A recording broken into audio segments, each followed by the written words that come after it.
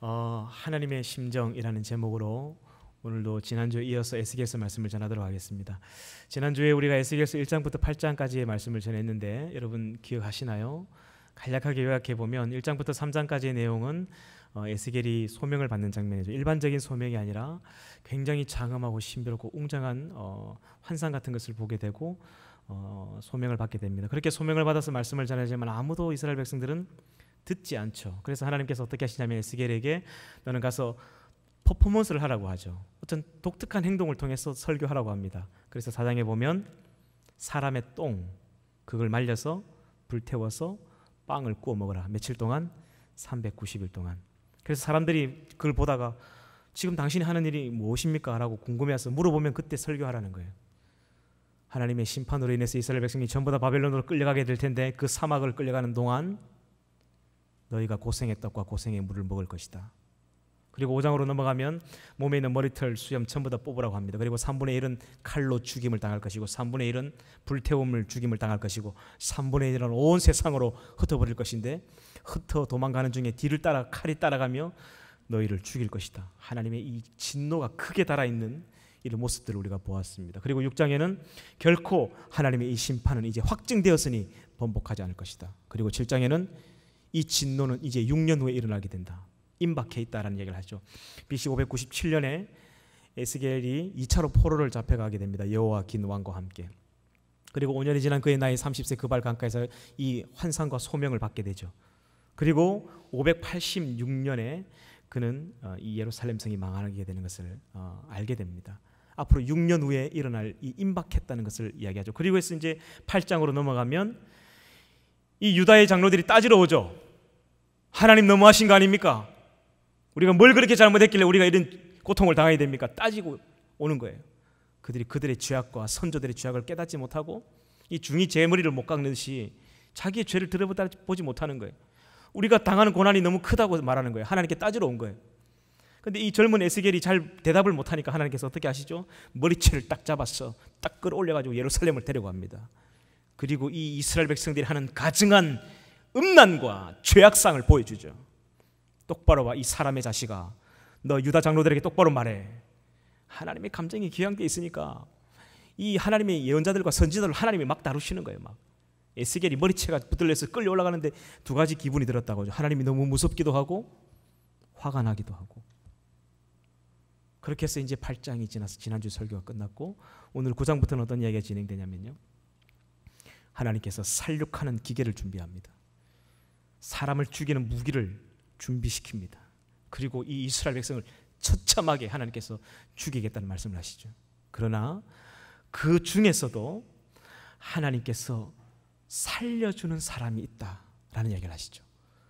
그 죄악을 저지르는 그 백성들 중에서도 너희가 예루살렘 거리를 따라 다녀보면 많지는 않지만 하나님이 구원받을 사람을 따로 숨겨두셨다는 이야기를 하죠.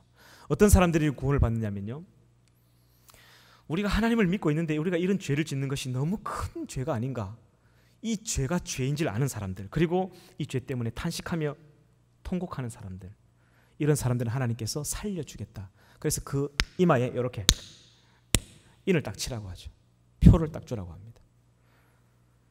여러분, 이 에스겔서에도 이 사람의 이마에 인을 치는 장면이 성경 66권 마지막에 요한계시록에도 똑같이 나옵니다.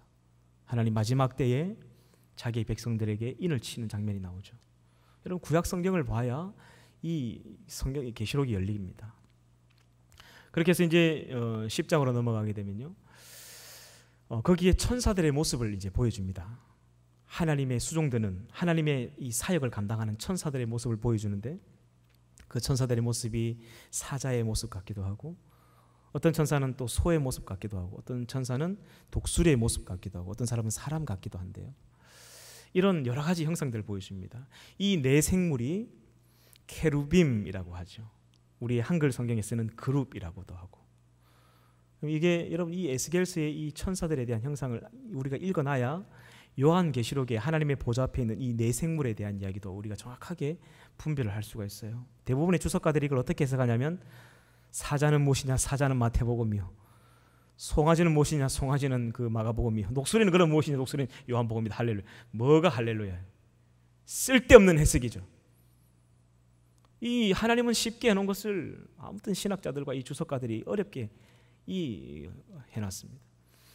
그래서 여러분 그냥 천사들의 모습이에요. 그런데 우리는 천사들을 생각할 때 대부분 굉장히 아름다운 여자들을 생각합니다. 남자 보고 막 천사처럼 아름답다 이런 표현은 쓰지 않잖아요, 그죠? 막 미스 코리아처럼 아주 예쁜 여자를 보면 야 천사 같다는 표현하죠.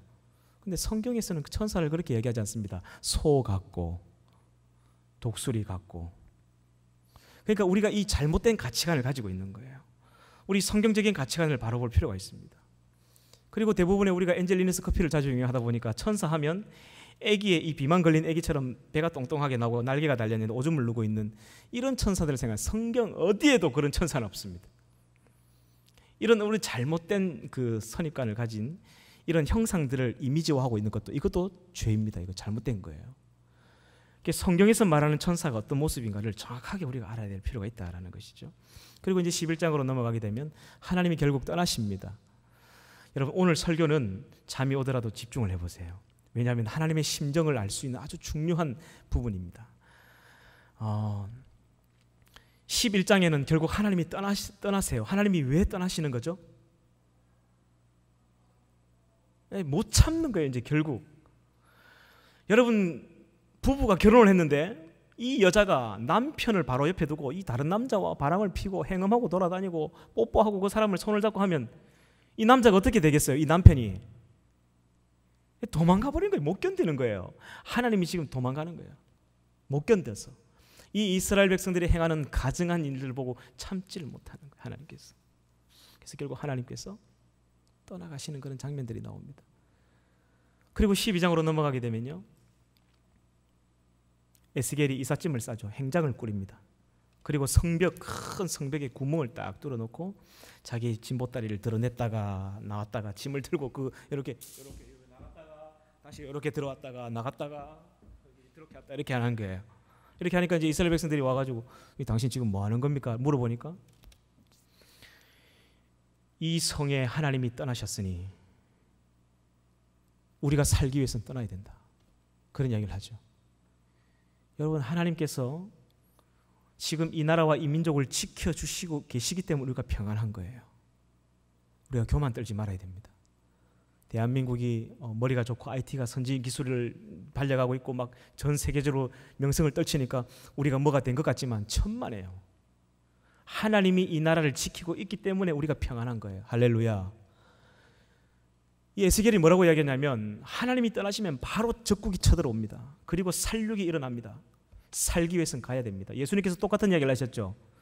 너희가 이 멸망에 가증한 것이 서지 못할 것에 선 것을 보는 날이 오거든 너 빨리 도망가라. 하나님이 이미 떠나셨다는 거예요. 그러니까 이 예배당에 돼지머리가 앉혀져서 우상들이 이 무당들이 들어와서 막 굿을 하고 여기서 막 돼지 피가 뿌려지는데 그때는 이미 하나님이 떠났다는 거예요. 그럴 때는 이사를 하고 짐을 꾸려서 가야 돼. 살기 위해선 너 살기 위해선 도망가. 하나님 이미 떠나셨다는 거예요. 그런 무시무시한 선포를 하고 있는 거예요. 기억해야 됩니다. 여러분 우리 청년들 중에는 그런 분들이 많이 없지만 여러분 아마 지인들 중에도 굉장히 잘 사는 분들이 있을 거예요. 이 잘 사는 분들이 굉장히 교만한 마음이 안에 있어요. 이 돈이 주는 신의 권능이 있거든요. 희한하죠? 우리가 가만히 보면 우리가 돈 많은 사람들에게 그냥 고개가 숙여지는 게 있어요. 그 사람이 나한테 10원짜리 하나 준 것도 아닌데 이 돈이 주는 신의 권능이 있다고 해요. 이 사람들 마음속 깊은 곳에 이 교만이 자리 잡고 있습니다. 여러분 절대 교만 떨면 안 됩니다. 하나님이 그 사람을 떠나는 순간 그 사람 망하는 것은 시간 문제예요. 이스라엘 백성을 떠나버리는 순간 적국이 쳐들어오고 살육이 일어나는 건 이거는 막을 수가 없는 일이에요. 이 나라와 이 민족이 지금 평안하다 괜찮다 할 때 이때가 저는 가장 위험할 때라고 생각합니다. 우리가 다시금 하나님께로 마음을 돌이켜야 돼요. 하나님이 이 나라를 떠나버리시면 이 대한민국이 망하는 건 시간 문제예요. 확실합니다 이건. 그래서 우리가 늘 기도해야 돼요. 이 나라와 민족을 위해서 하나님 이 백성을 떠나지 말아달라고. 제 기도가 매일 그거예요. 하나님 이 백성에게 부어주셨던 그 은혜를 다시금 부어달라고. 늘 두려워요. 그런데 점점점 하나님의 은혜가 예전처럼 느껴지지 않습니다. 예배를 드리면 이 예배당에 흐르는 강물 같은 하나님의 은혜가 느껴지지 않아요. 저 뒤에 앉아 있으면 은혜가 오지 않습니다. 앞줄 3줄 정도까지만 딱 은혜를 받고 저 뒤에 앉아 있는 사람은 은혜를 잘 못 받아요. 그게 목회자 역량인 것 같은데 좀 앞쪽으로 앉으시면 좋습니다. 하나님의 은혜가 예전 같지가 않아요. 옛날에는요, 막 산이고 들이고 막 부흥 집회나 막 은혜 받는 장소면 보따리를 싸들고 막 가서 그 은혜를 받았는데, 지금은요, 우리 교회에서 부흥 집회를 해도 제자 컨퍼런스도 안 와. 하나님의 은혜가 그렇게 끊쳐져 가고 있다는 것이죠. 기억해야 됩니다. 12장 3절을 잠시 볼까요? 12장 3절. 인자야, 너는 포로의 행장을 꾸리고 낮에 그들의 목전에서 끌려가라. 내가 내 처소를 다른 곳으로 옮기는 것을 그들이 보면 비록 반역하는 족속이라도 혹 생각이 있으리라. 이스라엘의 행장, 그러니까 이 이삿짐을 꾸려서 그 왔다 갔다 하는 퍼포먼스를 시키시죠. 하나님이 떠나시면 사람은 살 수 없습니다. 기억해야 됩니다. 그리고 이제 13장으로 넘어가게 되면 이 영혼을 사냥하는 거짓 여자 선지자들이 나옵니다.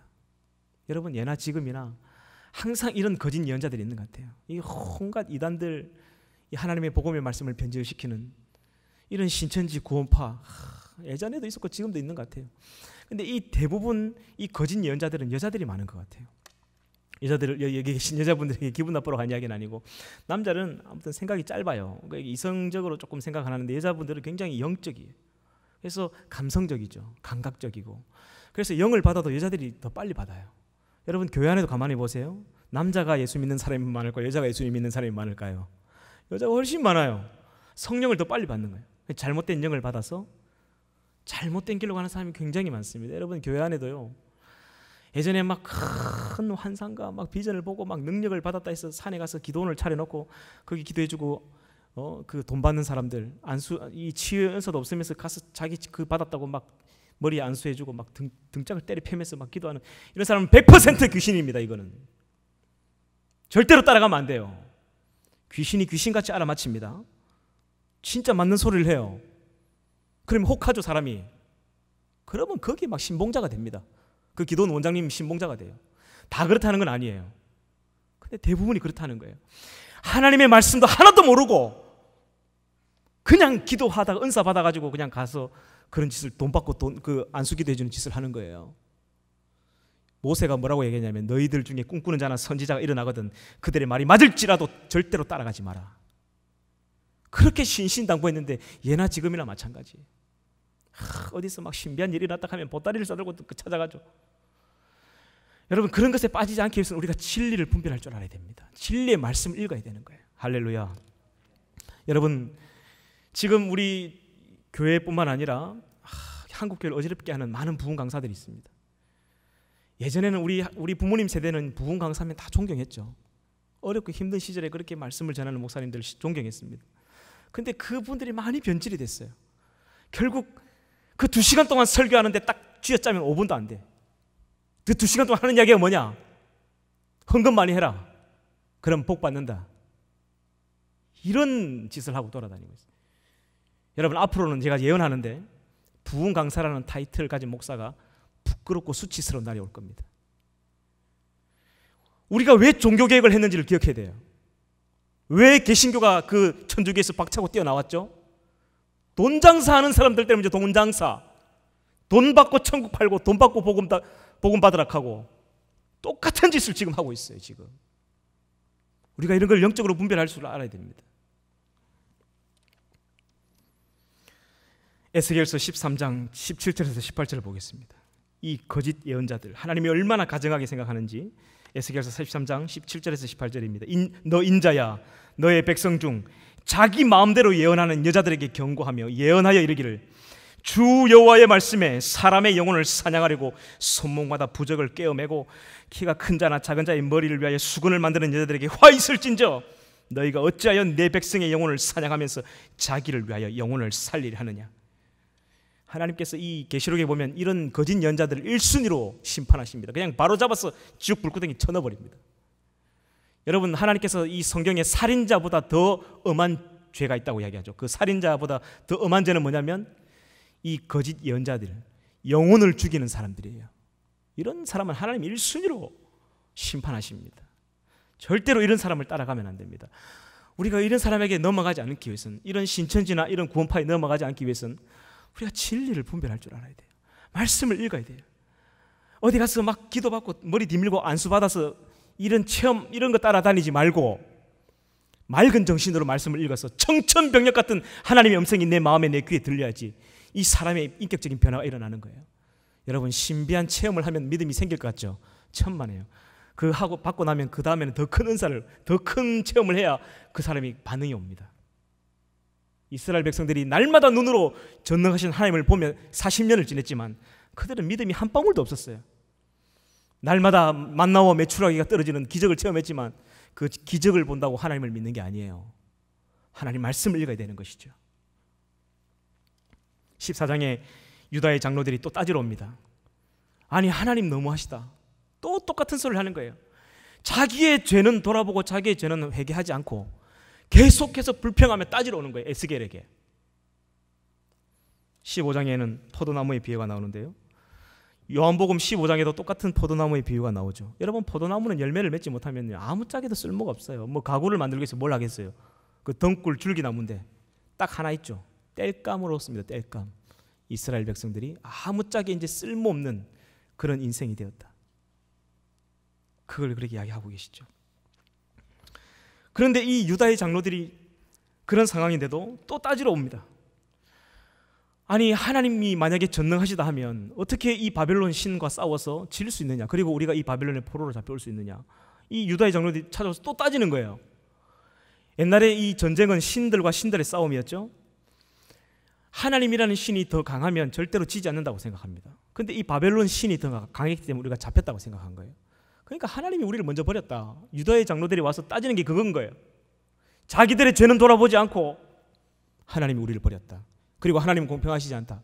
우리가 지은 죄가 별로 되지 않지만 우리는 너무 큰 지금 이런 고통을 당하고 있다. 자기들이 와서 이렇게 따지는 거예요. 하나님께서 다시는 내가 그들에게 답변하지 않을 것이다. 엄포를 놓지만 하나님 또 질문하니까 또 대답 다 하시죠. 이런 하나님의 모습들을 참 답답하지만 볼 수 있습니다. 그리고 여러분 에스겔서 16장을 펴보세요. 에스겔서 16장 굉장히 중요한 장입니다.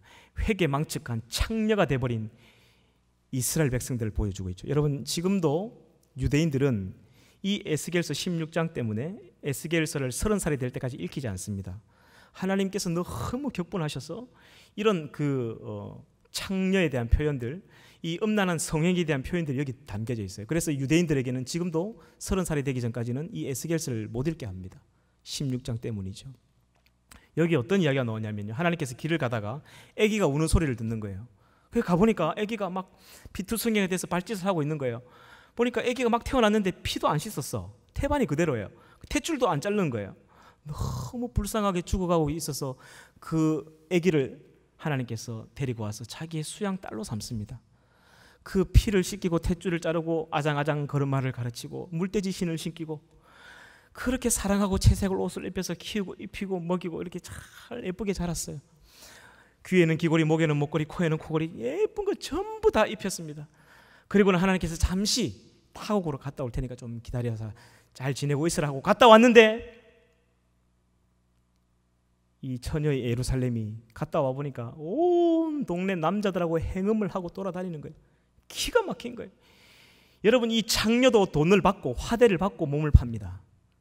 그런데 이 이스라엘 백성들이 돈을 주면서 이 창녀 짓을 하고 돌아다니는 거예요. 하나님 기가 막히죠. 그리고 막 옷을 다 벗고 그냥 수치를 모르고 돌아다니는 거예요. 하나님께서 불러다가 옷을 입혀서 내가 너를 어떻게 키웠는데 네가 이렇게 할 수 있느냐? 네가 죽어서 발짓하는 것을 내가 데려다가 이렇게 키웠는데 네가 어떻게 이렇게 내버릴 수가 있느냐? 내 가슴에 품어 보기도 전에 어떻게 나를 배신하고 떠날 수가 있느냐? 저 우상을 섬기며 다른 신을 섬기며 바람을 빌 수 있느냐? 하나님이 탄식하시죠. 여러분 이 이야기는 아브라함의 후손들에 대한 이야기예요. 하나님이 세상을 물로 심판하시고 나서 노아의 가족을 살려주셨습니다. 그 3명의 아들이 있었죠. 누구죠? 셈과 함과 야벳입니다. 이 3명의 아들 중에 장자 셈의 5명의 아들이 있었어요. 첫째가 엘람이죠. 이 엘람이 지금의 이란입니다. 이란이라는 거대한 나라를 잘 잡았어요. 둘째가 아수르죠. 아수르는 말 그대로 이 아수르라는 강대국을 형성했습니다. 셋째가 루디아죠. 루시인데 루시 루디아라는 나라를 만듭니다. 이 루디아는 수도가 이 사르디스라는 곳인데요. 우리가 잘 아는 사대 교회가 있었던 곳이죠. 이 루디아라는 굉장히 큰 민족이 있는데 헤라클레스의 우손이라는 말이 있어요. 그래서 굉장히 체격이 건장한 이런 민족이 살았던 굉장히 큰 나라를 형성했죠. 그리고 마지막 네 번째가 아람이죠. 아람은 지금의 시리아 다마스커스를 형성하게 됩니다. 그런데 이 아르박삿이라는 셋째 아들이 있습니다. 이 아르박삿은 집도 절도 없어요. 아무것도 없어. 빈털털이에요. 이 아르박삿의 후손이 아브라함이죠.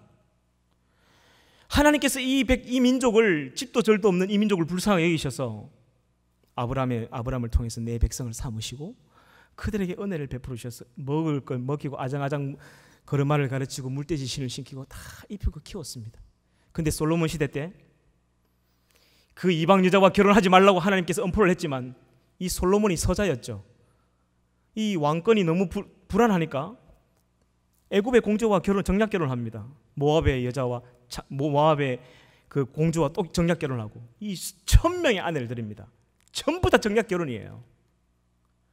그렇게 정략 결혼만 한 게 아니라 온 그 이방의 불상들을 가지고 들어옵니다. 강원도가 예루살렘이 손바닥만한 이 강원도만한 나라인데 좋은 산, 공기 좋은 바다, 경치 좋은 곳은 전부 다 절을 지어가지고 이 예루살렘을 만국 종교 박람회장으로 만들어버리죠. 영적인 청려가 돼버린 거예요. 하나님께서 탄식을 하시죠. 어떻게 너희들이 이럴 수가 있느냐. 그렇게 해서 여기까지 온 거예요. 그런 이야기를 이 16장에 하고 있는 거예요. 핵의 망측한 창녀가 되어버린 예루살렘을 하나님께서 탄식하고 있는 것이죠. 17장에는 이 수수께끼 비유를 통해서 내가 너와 결혼을 하고 언약을 맺었는데 어떻게 이 언약을 800년이 지나도록 너희들은 지키지 않느냐. 그리고 18장으로 넘어가면 이제 하나님의 마지막 최고장이 선포됩니다. 심판, 경고장이죠. 더 이상은 봐주지 않는다. 이제 내가 끝내겠다. 이런 이야기를 하시는데 하나님 또 여지를 두세요. 참, 여러분 저를 보세요. 여러분 제가 성경을 읽다가 보면 참 우리 하나님 쏙이 없는 분인 것 같아요. 쏙이. 뭘 봐줘. 뭘 봐주긴. 하나님 다시 돌아오면 내가 과거를 잊어버리겠다. 더 이상 묻지 않겠다 이야기 하시는 거예요. 이 지금 최고장 18장에 이 하나님 마지막 경고장을 이야기하면서 봐주긴 뭘 봐줘. 그냥 발로 짓밟아버리지. 그냥 끝내버리지. 또 봐준다는 거예요. 우리 하나님 쏙도 없어. 어떻게 이렇게 또 용서하고 또 용서할 수 있는지 답답해요. 답답해. 어떨 때 보면 불쌍하기도 하고. 그런데 여러분 기억해야 될 게 있습니다. 내가 지금이라도 돌아오면 과거는 묻지 않겠다 말씀하시는 이 뒷면에는 어떤 이야기가 있냐면요, 아무리 예전에 하나님을 잘 섬겼고 많은 사람을 전도하고 좋은 일을 했지만 지금 내가 하나님 앞에 죄를 짓고 하나님을 사랑하지 않으면 아무런 지난날 했던 건 아무것도 안 되는 거예요. 여러분 기억하셔야 됩니다. 따라합니다. 저를 한번 따라합시다. 신앙은 늘 오늘이다. 좀 큰 소리로 잠이 오더라도 다시 한번 시작. 신앙은 오늘이다. 여러분 이런 말은 성경에 안 나오는데 윤진실 어록에 나온 말인데 좀 적어놔셔도 됩니다. 신앙은 늘 오늘이에요. 어제까지 큰 은사를 받고 신비한 체험을 하고 아무리 많은 사람을 고쳤다 할지라도 오늘 죄를 짓고 하나님을 떠나면 아무것도 아닙니다. 이건. 그래서 우리는 죽을 때까지 예수가 필요한 거예요. 죽을 때까지 우리는 겸손해야 되는 이유가 여기 있는 거예요. 하나님을 끝까지 붙들어야 되는 거예요. 구원파는 그렇게 얘기하지 않죠. 한 번 구원받으면 끝이다. 이제 죄 지어도 된다. 여러분 이게 이원론 사상이죠. 이원론 사상. 이미 그 영지주의들 구약시대 때 그 신약시대 때 사도 바울이 복음을 전할 때 사도 바울을 괴롭혔던 그 영지주의 이단들이 똑같이 했던 이야기죠. 한 번 구원받으면 끝이다. 뭘 끝이에요? 뭘 끝이라. 신앙은 늘 오늘이에요. 주님 나를 부르시는 그 날까지 매일매일 눈을 뜰 때마다 하나님 오늘 나를 버리지 말아달라고. 요즘에 나이가 들어갈수록 신앙이 깊어갈수록 하나님 나를 버리지 말아달라는 이런 기도가 나옵니다. 내가 목사로 살아가는데 하나님 나를 버리지 마십시오. 이 다윗의 고백처럼 이런 고백이 나와요. 여러분 결국 이스라엘 백성은 돌아오지 않습니다. 그래서 19장에 보면 하나님이 울죠. 에스겔이 애가를 지어서 슬픈 노래를 이야기를 합니다. 하나님이 우는 장면이 여기 나옵니다. 가슴이 아파요. 근데 그런 눈치도 없이 이 유다의 장로들이 또 따지러 옵니다. 우리에게는 희망이 없다. 여기서 포로 생활하면서 어떻게 살아야 되느냐? 또 원망하고 따지랍니다. 이 출애굽 때부터 지금까지 원망하고 툴툴거리는 똑같아요. 여러분 지금도 마찬가지인 것 같아요. 신앙생활하면서 조금만 어려움이 오면 하나님 왜 이러시나? 조금만 내 삶에 문제가 생기면 하나님 내 가정에 왜 이렇게 하시나? 하나님을 향해서 삿대질합니다. 원망하고 내 자신을 돌아보지 않죠. 내가 그동안 어떻게 살았는가? 나를 돌아보지 않아요. 어떻게 그때나 지금 이렇게 같을까?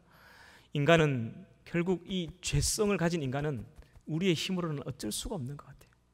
여러분 이 구약 성경을 봐야 인간이 얼마나 추악한 존재인지를 알 수 있습니다. 구약 성경을 봐야 인간이 이런 존재라는 걸 알게 되고, 아, 인간은 안 되는구나. 인간의 힘과 의로는 아무것도 할 수 없구나. 그래서 예수님이 우리에게 은혜구나. 그것을 알 수 있는 것이죠. 결국 하나님께서는 이 에스겔서 21장에 보면 큰 칼을 준비합니다. 시퍼렇게 날이 선 마강한 칼을 하나님이 가시죠. 바벨론이라는 칼을. 그래서 이 예루살렘 이 창녀가 되어버린 자기 딸 목에 딱 칼을 갖다 댑니다.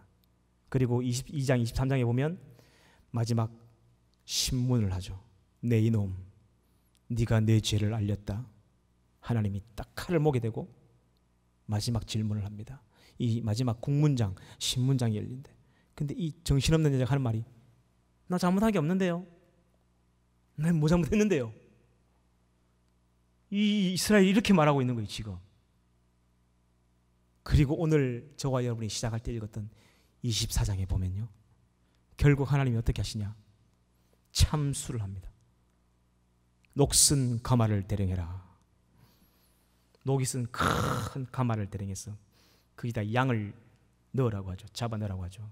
그 양은 이스라엘 백성들을 의미하는데 왕족부터 귀족, 제사장, 레위인 누구나 가릴 것 없이 다 잡아 넣으라 합니다. 그리고 불을 때우는데요, 그 뼈가 물러서 흐물흐물해질 때까지 하나님께서 그 불을 떼러 가십니다. 그리고 그 녹슨 가마에 얼마나 불을 뗐는지 이 녹이 다 떨어져 가지고 새 것이 될 때까지.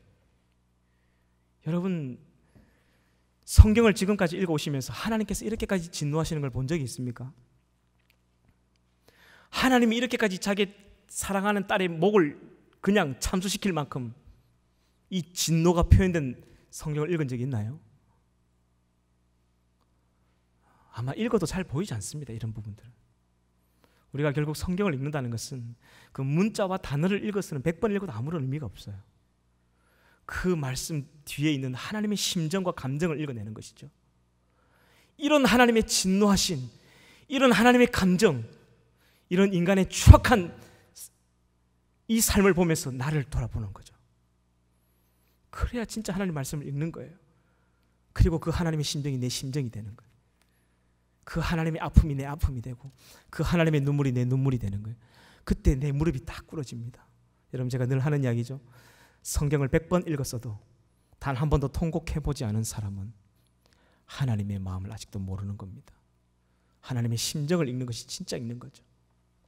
제가 왜 BT를 여러분들에게 이렇게 이야기하고 왜 설교 때 이 책별 설교를 하느냐, 이 에스겔서 이 한 장에 한 절 읽어놓고 하나님의 감정을 안다, 이거는 있을 수가 없는 일이에요. 1장부터 쭉 이런 스토리들을 들려줘야 돼요. 그래야 보이는 거예요. 그래야 아, 하나님이 이렇게까지 분노하셨구나, 진노하셨구나, 이스라엘 백성이 이렇게까지 하나님을 마음을 아프게 했구나, 이걸 여기서 볼 수 있는 것이죠. 에스겔서 24장 1절을 봅시다. 에스겔 24장 1절. 아홉째 해 열째 달 열째 날에 여호와의 말씀이 내게 임하여 이르시되.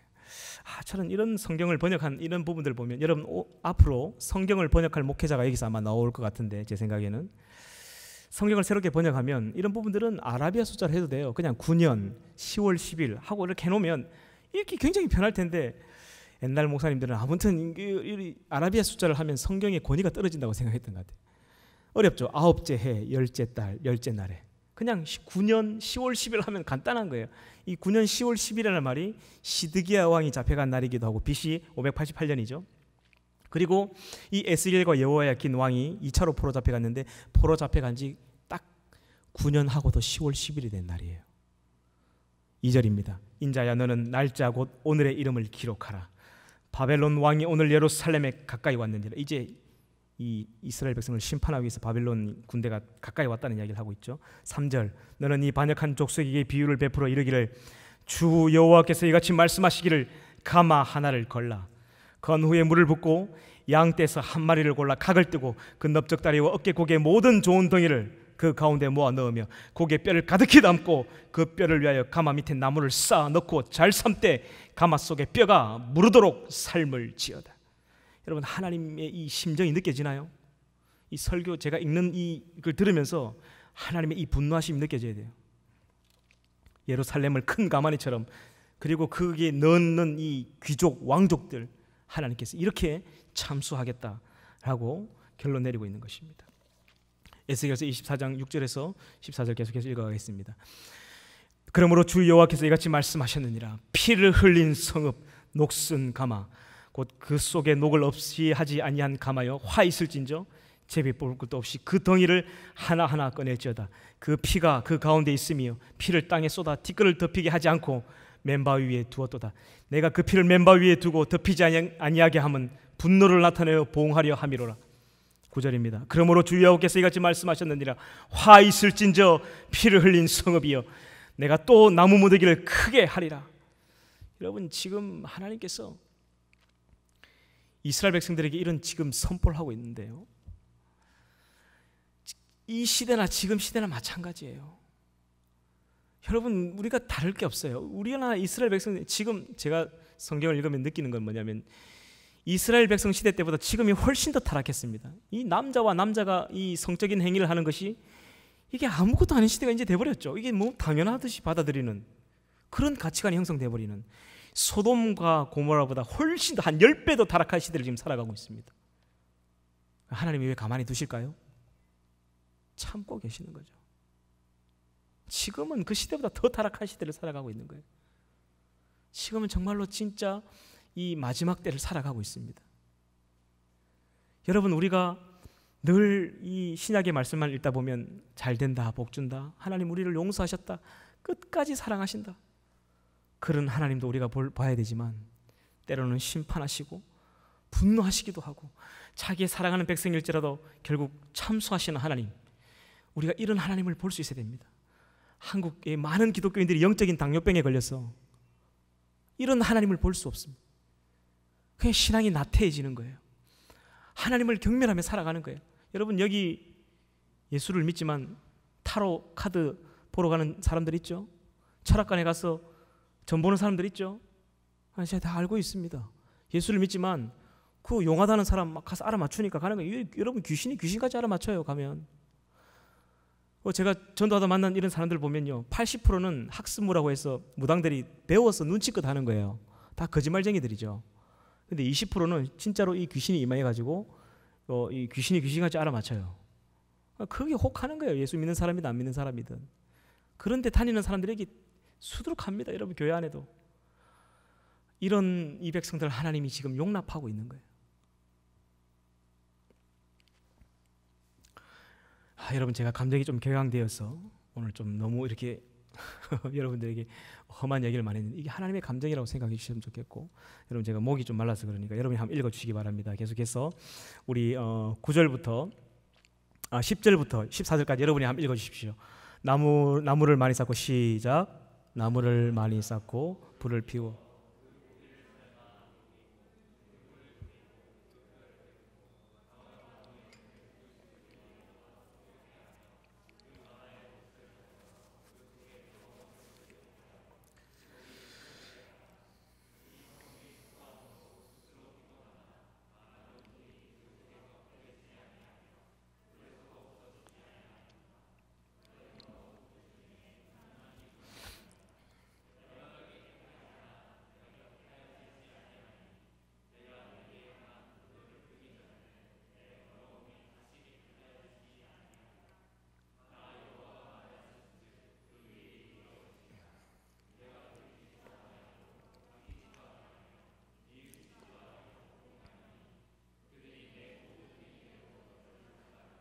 주 여호와의 말씀이니라. 아멘. 여러분 이제 말씀을 제가 마무리하겠습니다.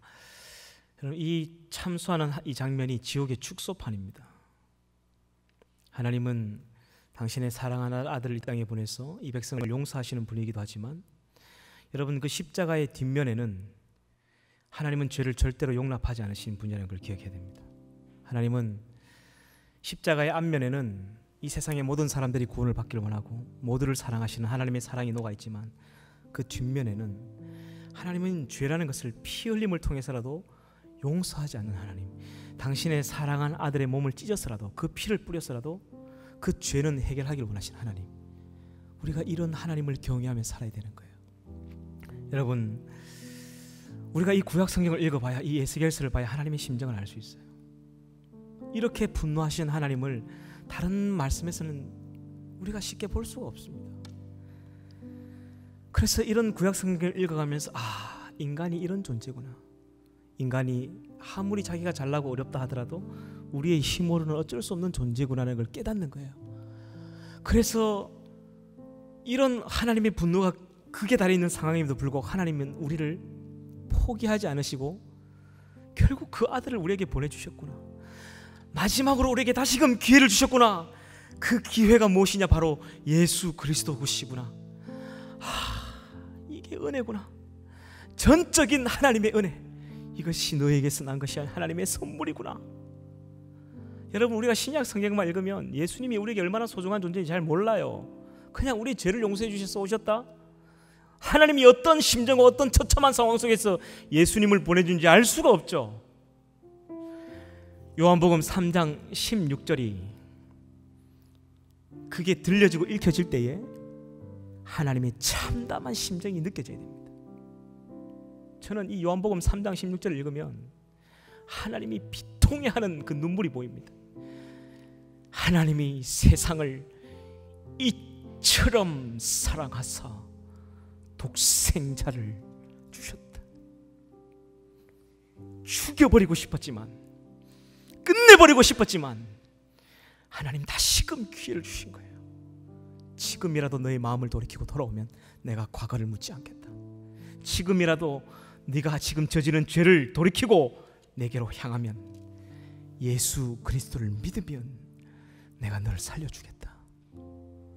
이 하나님의 마지막 경고장이에요. 얼마나 이 백성을 사랑했는지, 얼마나 처참하고 비참한 심정으로 예수님을 이 땅에 보냈는지를 기억해야 합니다. 이게 은혜구나, 이게 하나님의 사랑이구나, 우리의 의와 노력이 아니구나. 내가 이 자리에 앉아 있는 것이 전적인 하나님의 은혜였구나. 이것을 깨달아가는 것이 신앙이죠. 여러분, 이 에스겔서를 통해서 이런 하나님의 심정이 여러분의 심정이 되길 원하고, 이런 하나님의 아픈 마음을 우리가 이제 알아서 다시는 그 하나님 마음에 다시 못을 박는 일이 없는, 그 하나님의 눈물이 있는 곳에 내 눈물도 있고, 그 하나님의 아픈 심정이 있는 그곳에 내 심정도 있는, 그래서 하나님의 마음이 내 마음이 되고 내 마음이 하나님의 마음이 되는 이심점심의 신앙생활을 하는, 누구보다도 하나님 마음을 기쁘시게 하는 그런 우리 청년들이 됐으면 좋겠습니다. 우리 찬양합시다.